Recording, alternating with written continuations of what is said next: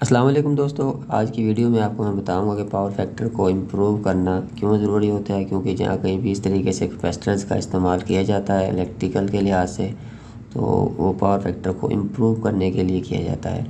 तो सबसे पहले दोस्तों आपको मैं यहाँ पर चेक करवा देता हूँ कि मैग्नेटो कॉन्टैक्टर और MCCBs और कैपेसिटर्स की जो इंस्टॉलेशन की जाती है वो किस तरीके से की जाती है।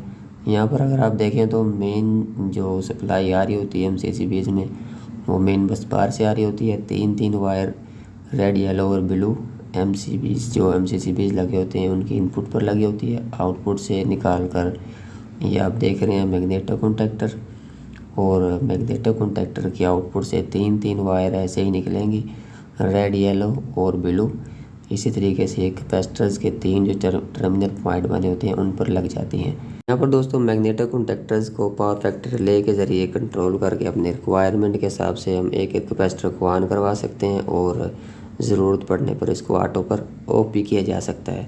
तो पावर फैक्टर रिले के ऊपर डिटेल वीडियो मैं बनाकर अपलोड कर चुका हूँ। अगर वो वीडियो आप देखना चाहते हैं तो डिस्क्रिप्शन में आपको लिंक भी मिल जाएगा, और चैनल विज़िट करके आप वो वीडियो देख सकते हैं। पावर फैक्टर इम्प्रूव करने से पहले दोस्तों ये समझ लेते हैं कि पावर फैक्टर क्या होता है।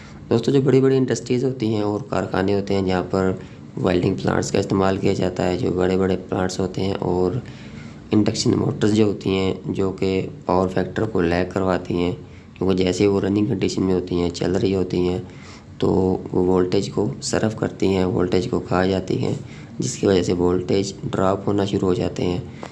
करंट और वोल्टेज के दरमियान फासला बढ़ना शुरू हो जाता है, क्योंकि वोल्टेज और करंट के दरमियान एक ख़ास निस्बत होती है, ख़ास फासला होता है जो कि एक हद से ज़्यादा नहीं बढ़ना चाहिए। तो अगर ये फासला ज़्यादा बढ़ना शुरू हो जाए तो वोल्टेज लैग करना शुरू कर जाते हैं और करंट लीड करना शुरू कर देती है।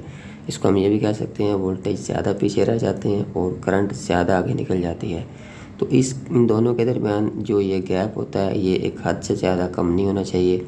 तो अगर ये गैप हद से ज़्यादा कम हो जाता है तो इसको हम पावर फैक्टर का लैग करना कहते हैं। तो इसलिए इस गैप को कम करने के लिए, इस वोल्टेज के जो गैप होता है वोल्टेज और करंट के दरमियान, इस गैप को कम से कम रखने के लिए कैपेसिटर लगाए जाते हैं, और इसी को दोस्तों हम पावर फैक्टर का इम्प्रूव करना कहते हैं, जो कि एक इंडस्ट्रीज़ के लिए रीढ़ की हड्डी की सी निस्बत रखता है। ये किसी भी इंडस्ट्रीज़ में इसका इस्तेमाल बहुत ज़रूरी है, कैपेसिटर्स का इस्तेमाल करना।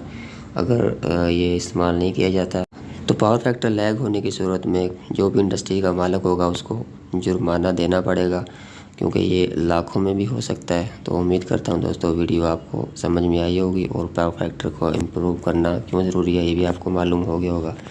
दोस्तों मज़ीद ऐसी इन्फॉर्मेटिव वीडियोज़ के लिए चैनल को सब्सक्राइब करें और बेल आइकन घंटी के बटन को भी दबा लें, ताकि कोई भी नई वीडियो आए उसका नोटिफिकेशन आपको मिल सके।